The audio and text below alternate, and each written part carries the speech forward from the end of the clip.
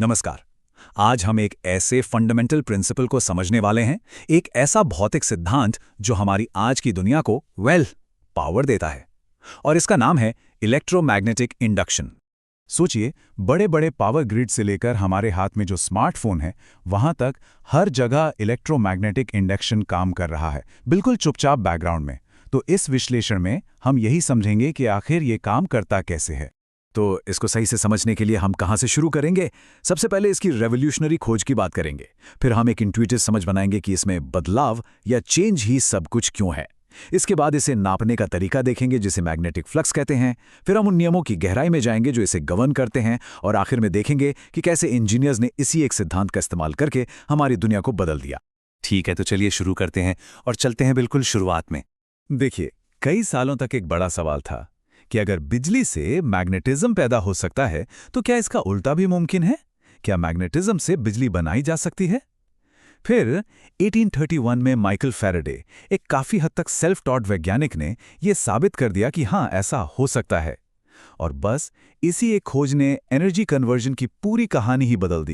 तो सवाल यह है कि फैराडे ने असल में खोजा क्या था। देखिए, सबसे जरूरी बात यह है कि यह सिर्फ एक मैग्नेट और एक तार को पास रखने का खेल नहीं है, इसमें कुछ और भी है। जो सबसे सिंपल एक्सपेरिमेंट्स हैं, वो इसे बिल्कुल साफ दिखाते हैं। एक तार की कॉइल लीजिए और उसके अंदर बाहर एक मैग्नेट को मूव कीजिए।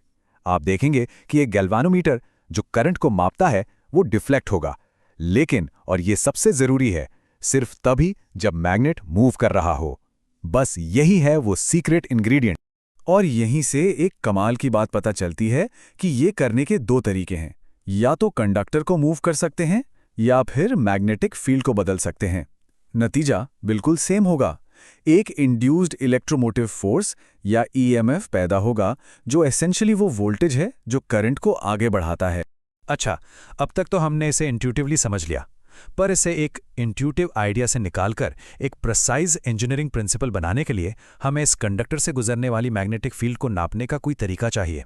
और इसी कॉन्सेप्ट को कहते हैं मैग्नेटिक फ्लक्स, जिसे हम अक्सर ग्रीक लेटर फाई यानी फाई से दिखाते हैं।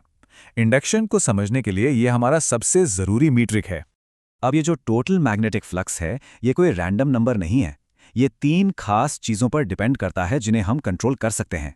पहली, फील्ड कितनी स्ट्रांग है। दूसरी, लूप का एरिया कितना बड़ा है। और तीसरी, लूप और फील्ड के बीच का एंगल क्या है। और अगर हमारे पास एक कसकर बंधी हुई कॉइल है जिसमें बहुत सारे टर्न्स हैं, तो हम बस फ्लक्स को टर्न्स की संख्या से मल्टीप्लाई कर देते हैं। इससे जो मिलता है उसे फ्लक्स लिंकेज कहते हैं। तो अब जब हमने फ्लक्स के कॉन्सेप्ट को समझ लिया है, तो हम उन फॉर्मल लॉज की बात कर सकते हैं जो इस पूरे प्रोसेस को गवर्न करते हैं। फैराडे के लॉ के दो हिस्से हैं। पहला हिस्सा तो बहुत सीधा है। ये बस इतना कहता है कि मैग्नेटिक फ्लक्स में कोई भी बदलाव एक ईएमएफ इंड्यूस करेगा। और दूसरा हिस्सा हमें ये खूबसूरत इक्वेशन देता है। अब देखिए, इस सिंबल से घबराने की जरूरत नहीं है। ये जो कह रहा है वो असल में काफी सिंपल है। ये बस इतना बता रहा है कि जो ईएमएफ इंड्यूस होगा वो मैग्नेटिक फ्लक्स लिंकेज के बदलने की दर यानी रेट ऑफ चेंज के बराबर होगा। चलिए इसे थोड़ा और तोड़कर समझते हैं। डीडीटी का मतलब है रेट ऑफ चेंज या बदलने की दर। तो जितनी तेजी से फ्लक्स बदलेगा, उतना ही ज्यादा वोल्टेज इंड्यूस होगा। सिंपल। और वो जो माइनस का साइन है, वो हमें हमारे अगले जरूरी लॉ तक ले जाता है। लेंज का नियम एक बहुत जरूरी सवाल का जवाब देता है कि जो करंट इंड्यूस हुआ है वो बहेगा किस डायरेक्शन में। और इसका जवाब है हमेशा उस डायरेक्शन में जो उस बदलाव का ही विरोध करे जिसकी वजह से वो पैदा हुआ है। ये एक तरह से बिजली के लिए कुदरत का इनर्शिया है। ये हमेशा बदलाव का विरोध करता है। मिसाल के तौर पे, जब एक मैग्नेट के नॉर्थ पोल को एक कॉइल की तरफ धकेला जाता है, तो उसमें एक ऐसा करंट पैदा होता है जो कॉइल को खुद एक इलेक्ट्रोमैग्नेट बना देता है, और उसका नॉर्थ पोल भी सामने आ जाता है। इससे एक रिपल्सिव फोर्स बनता है जिसके खिलाफ काम करना पड़ता है। ये बहुत जरूरी है। बिजली मुफ्त में नहीं मिलती।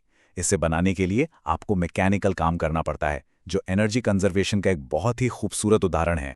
तो अब आते हैं सबसे जरूरी हिस्से पर कि कैसे इस एक अकेले सिद्धांत को अनगिनत टेक्नोलॉजीज में इस्तेमाल किया गया। ये एक ही फिनोमेना उन जनरेटर्स की बुनियाद है जो हमारे शहरों को रोशन करते हैं, उन ट्रांसफार्मर्स की जो हमारे ग्रिड को मैनेज करते हैं, और उन मोटर्स की जो इलेक्ट्रिक गाड़ियों से लेकर घर के अप्लायंसेस तक सब कुछ चलाते हैं।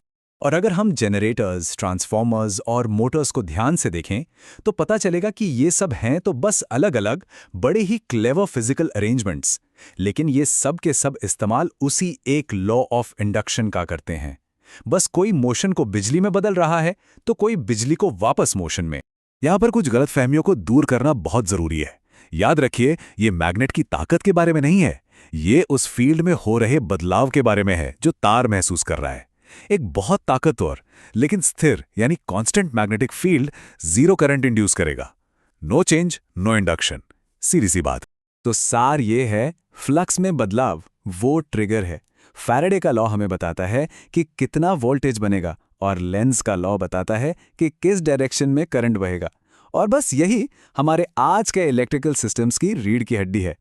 तो ये फिनोमिनन मैग्नेटिज्म और इलेक्ट्रिसिटी के बीच के गैप को भरता है और अनगिनत टेक्नोलॉजीज की नींव रखता है। और ये हमें एक बहुत ही दिलचस्प सवाल के साथ छोड़ जाता है। आज 200 साल बाद भी इलेक्ट्रोमैग्नेटिक इंडक्शन फंडामेंटल है। तो सोचने वाली बात यह है कि अगला वो कौन सा भौतिक सिद्धांत होगा जो हमारी टेक्नोलॉजी को इतनी ही गहराई से बदलेगा।